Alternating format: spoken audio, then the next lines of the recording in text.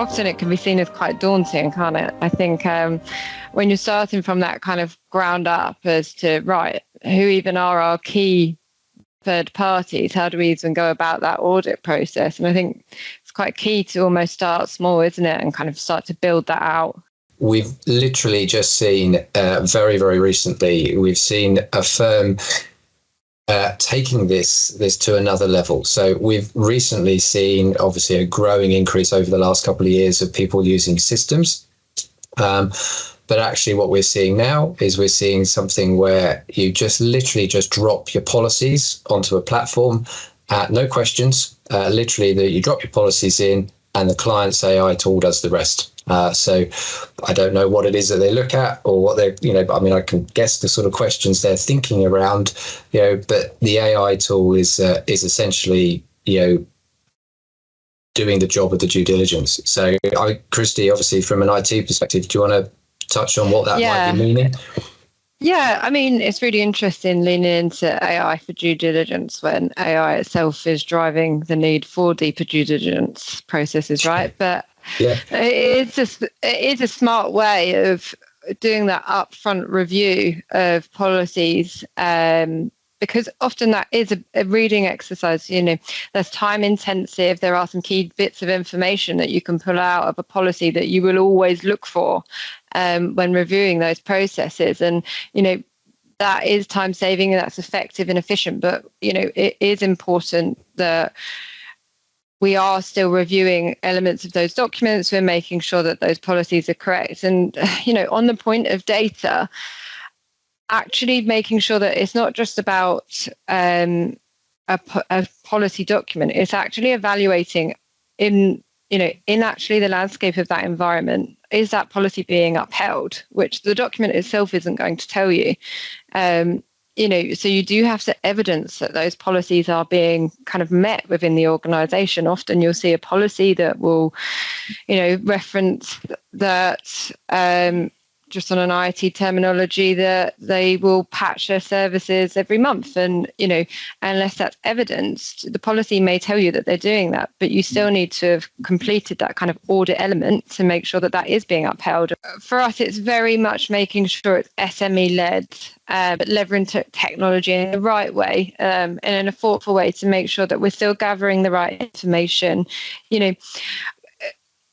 Just even starting with being able to centrally manage that information and provide a hub where it's not just kind of, a spreadsheet that one department has access to. It's a centralized system where we can do reporting and analysis and show you where different vendors are at, any additional risks that may be coming in. One of the things we often like to talk about is looking at like 0-day threats, any of the fourth party risks, and adding that into that kind of ecosystem and making sure that you continually evolve that process by not just looking at the data, but the process map within the system, because it gives some real good insight. And maybe if I could touch on these sort of things we're seeing, we're seeing that businesses have, they've established, what they're doing is they're establishing whole operational resilience functions within their business. Those functions are then auditing and working with their own business teams. And during that process of auditing their own business teams, what they're then discovering is potentially that there are key dependencies. So those business teams have outsourced something to a third party, which therefore means that audit that they're doing can't just stop with the business team. They've actually now got to extend it further to the third party and actually then go and discuss things with the third party. So what we're going to see as a result of that is a much greater alignment between the two parties.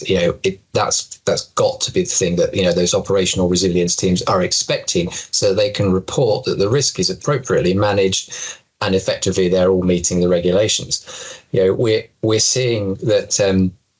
We've all just had to go through the process of identifying our important business services and critical suppliers.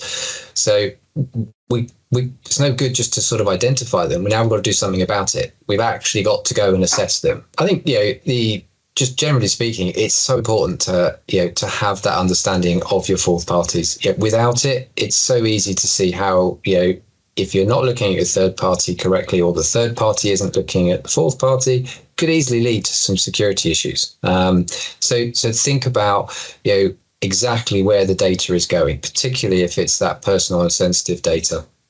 And if necessary, maybe there's a need to actually have some sort of non-disclosure agreement with that fourth party, depending on the nature of what it is that you're doing.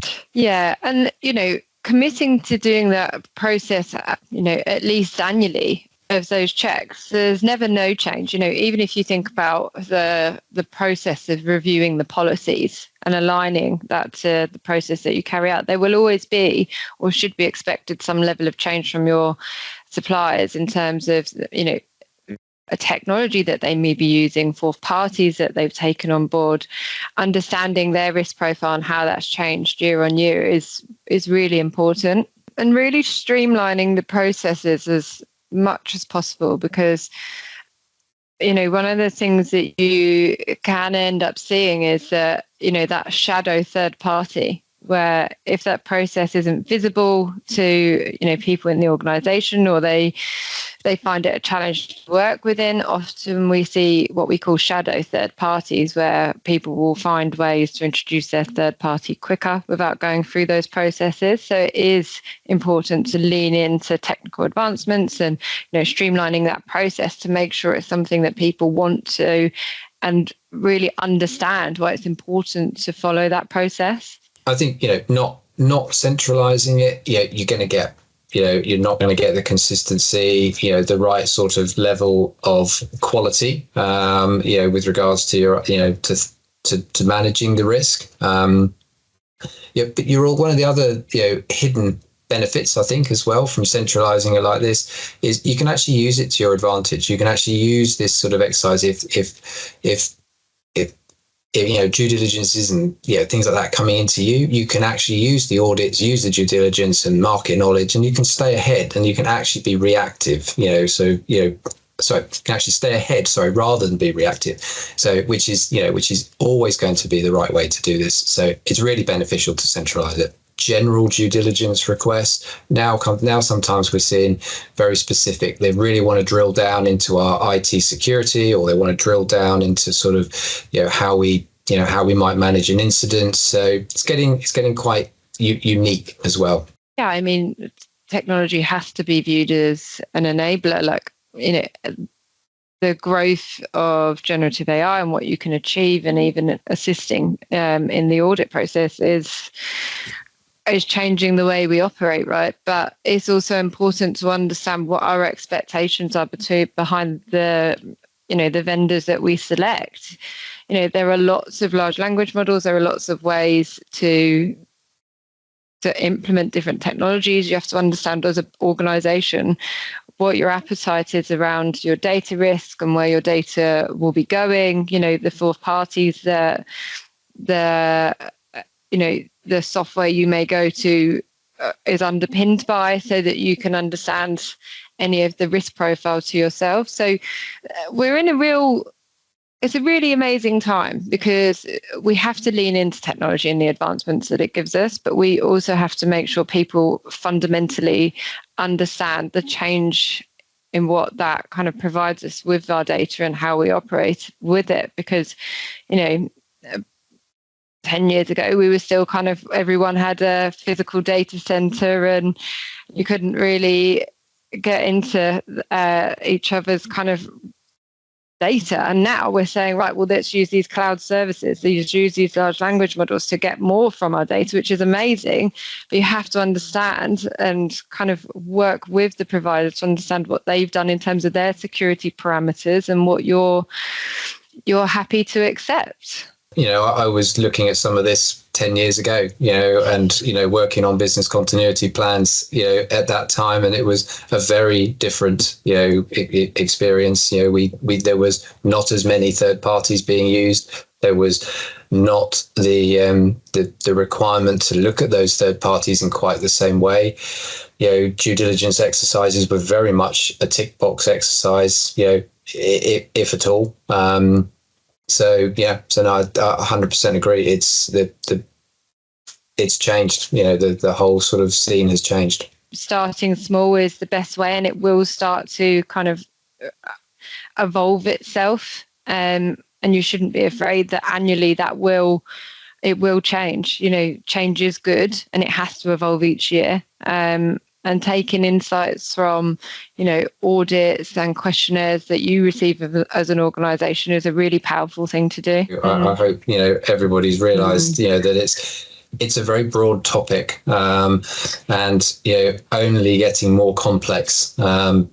Regulation has been put in place now to help manage those risks, and it's very much down to us to make sure that we all adopt those controls.